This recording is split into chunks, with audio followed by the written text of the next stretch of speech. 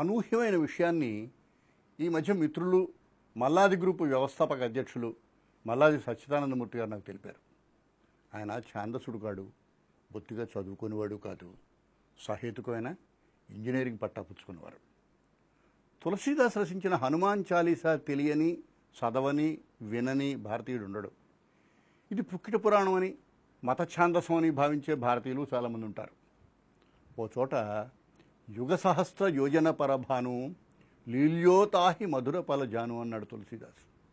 పసితనంలో హనుమంతుడు సూర్యుడిని చూసి ఫలం అనుకొని ఆ లోకానికి ఎగిరేట.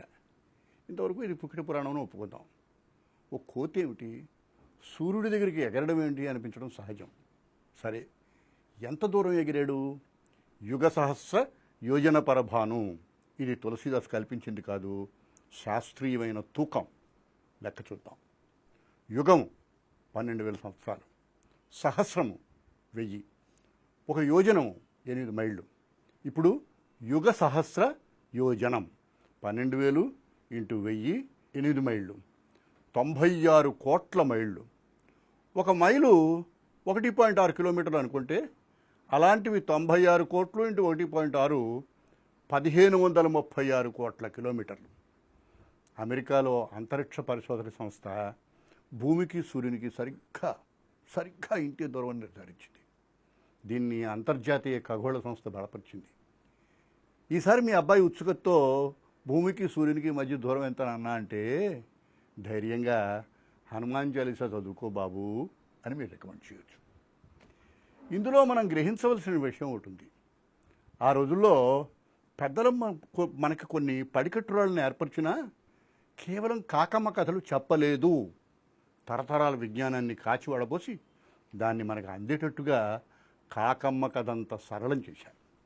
మనం అబ్బురపడేంత శక్తి సామర్థ్యాలు హనుమంతుడికి ఉన్నాయని మనకి చెప్పబోయారు. ఇంత లెక్క తులసీదాస్ మనసులో ఉంది, అతను చెప్పిన స్తోత్రంలో ఉంది. దానికి అంతర్జాతీయ సంస్థ మద్దతు ఉంది. మరో సరదైన కథ. నేను సినిమా నటుడయ్యే కొత్త రోజుల్లో దాదాపు 3.5 దశాబ్దాల కిందట నా నుదుటి మీదకి చుండ్రు పాకేది. రచయిత నుదుటి మీద చుండ్రు వల్ల నష్టం లేదు, కానీ నటుడినయ్యే తొలి రోజులు కదా, కనుక సత్వరచర్య అవసరమని దేశంలో కల్లా గొప్ప చర్మవ్యాధి నిపుణుడి దగ్గరికి వెళ్ళాను.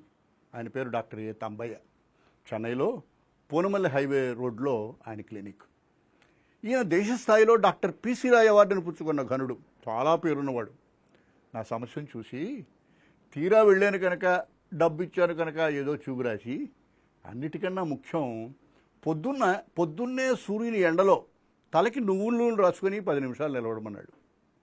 ఇదేమిటి, చిన్నప్పుడు మా అమ్మమ్మ నువ్వుల నూనె రాసుకొని పొద్దున్నే ఎండలో నిలబడితే సూర్యభగవానుడి ధర్మం అని ఎలాంటి చర్మవాదులైనా పోతాయింది కదా. ఆవిడ మా అమ్మమ్మ, ఈయన డాక్టర్ ఏ తంబయ్య, ప్రత్యేక నైపుణ్యం గల ప్రముఖ వైద్యుడు. సరే, ఈ 10 నిమిషాలు ఏం చేయాలి అడిగాను. కావాలంటే హిందూ పేపర్ చదువుకో లేదా పాటలు పాడుకో అన్నాడు. సరిగ్గా మా అమ్మమ్మ అదే చెప్పింది, 10 నిమిషాలు ఆదిత్య హృదయం చదువుకోమని. ఆదిత్య హృదయం పుణ్యం సర్వశత్రు వినాశనం జయావహం జపేన్నిత్యం అక్షయం పరమం శివం. ఈ శ్లోకాలు చెప్తే సూర్యుడు దేవుడేంటి, కాళ్ళు లేని అనూరుడు అతనికి సారథేమిటి, 7 రథాలేంటి పోమ్మా, మా తంబయ్య గారు చెప్పిందే వేదం అని 21వ శతాబ్దం చదువుకున్న కుర్రాడు ఎగతాళి చేయొచ్చు. విజ్ఞానాన్ని విశ్వాసంగా మలిచిన అద్భుతమైన కాలం అది. ఇవాళ అంతర్జాతీయ ఖగోళ సంస్థ, నాసా సంస్థ తులసీదాసును సమర్థిస్తే తప్ప ఇవి పుక్కిటి పురాణాలని అవతలికి తోసేసే తెలివైన రోజులు. మరి ఈ ఆదిత్య హృదయంలో ఈ పుక్కిటి పురాణం ఏమిటి? దానికి ఓ పరమార్థం ఉంది. డాక్టర్ తంబయ్య చెప్పాడు కనుక 10 నిమిషాలు ఎండలో నిలబడి హిందూ పేపర్ చదువుకోవడం కన్నా నా రుగ్మతను పోగొట్టు స్వామి అనుకుంటూ మన ఆరోగ్యం మీద, మనల్ని బాగు చేసే ఆ ప్రక్రియ మీద ఆ 10 నిమిషాలు ధ్యానాన్ని ఉంచితే ఇంకా గొప్పది కదా. అయితే ఆ హిందూ పేపర్లో ఒబామా కథ మనకు అర్థమవుతుంది. తులసీదాస్ చెప్పిన హనుమాన్ చాలీసా మనకు అసందర్భంగా కనిపిస్తుంది. అవసరమైన ప్రక్రియను మనల్ని అబ్బురపరిచి ఆశ్చర్యపరిచే అతి ప్రాథమికమైన విశ్వాసంగా మలిచి తరతరాలు మన మనస్సుల్లో సంప్రదాయంలో నిలిపిన పెద్దలు ఎంత ముందు చూపు గలవారు. విజ్ఞానానికి ఎల్లుంది, విశ్వాసానికి విస్తృతుంది. విజ్ఞానం నిర్ధారిస్తుంది, విశ్వాసం మనసును ఆయత్తం చేస్తుంది. విజ్ఞానం మానవ మేధకు సంబంధించింది, విశ్వాసం ఒక జాతి వికాసానికి సంబంధించింది. విశ్వాసం మత ఛాందసుడి గుడితనం కాదు, సంప్రదాయవాది బలహీనత కాదు, ఆర్ష విజ్ఞానం సిద్ధం చేసుకున్న ముసుగు కాదు, అన్నిటికీ మిల్చి ఆలోచనకి తావివ్వని జబ్బు కాదు. ఏ కాలానికైనా, ఏ పనికైనా, ఏ విజయానికైనా ఉండాల్సిన ప్రాథమికమైన అర్హత. ఈ తరం చదువుకున్న మనిషి, మా మిత్రుడు ఫ్యామిలీ డాక్టరు ఎప్పుడూ నాకు మాట చెప్తూ ఉంటాడు. ఏ రోగానికైనా వైద్యం ఫలించడానికి 4 డీలు అవసరమని. అవి డయాగ్నోసిస్, డ్రగ్, డిలిజెన్స్, డెడికేషన్. అనగా రోగ నిర్ధారణ, మందు, శ్రద్ధ. 4వది కానీ ముఖ్యమైనది ఈ వైద్యం ఫలిస్తుందనే విశ్వాసం. చిన్నప్పుడు తేలు కుడితే మా నాన్నగారు నన్ను విశాఖపట్నంలో మంగళగిరి సీతారామయ్య గారి ఇంటికి తీసుకెళ్తే నాకు బాగా గుర్తుంది.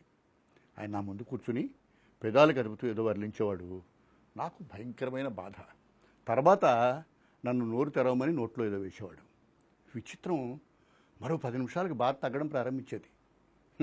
ఇప్పుడు ఆలోచిస్తే సీతారామయ్య గారు 2 స్థాయిల్లో వైద్యం చేశాడు. మంత్రాలకు చింతకాయలు రాలుతాయనే విశ్వాసాన్ని పునరుద్ధరించాడు.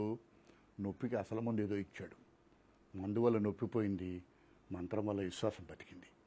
ఇది అపూర్వమైన చికిత్స. నాసాని, అంతర్జాతీయ ఖగోళ విజ్ఞానాన్ని మాత్రమే నమ్మే ఈనాటి విజ్ఞత ఒక గొప్ప స్థాయిలో శాశ్వతంగా మన సంప్రదాయంలో ఇన్సులేట్ చేసిన మరో విలువైన చికిత్సను వదులుకుంటోంది.